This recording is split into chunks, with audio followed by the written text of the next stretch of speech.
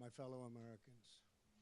On Tuesday, Syrian dictator Bashar al-Assad launched a horrible chemical weapons attack on innocent civilians.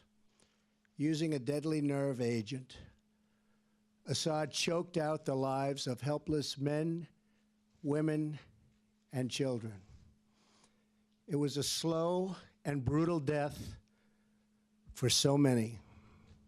Even beautiful babies were cruelly murdered in this very barbaric attack.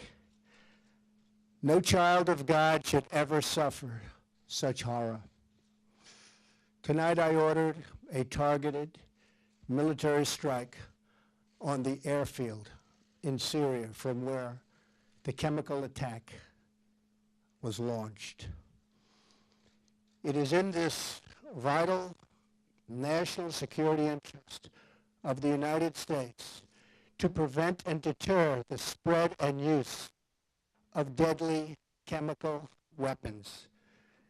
There can be no dispute that Syria used banned chemical weapons, violated its obligations under the Chemical Weapons Convention, and ignored the urging of the UN Security Council. Years of previous attempts at changing Assad's behavior have all failed, and failed very dramatically. As a result, the refugee crisis continues to deepen, and the region continues to destabilize, threatening the United States and its allies.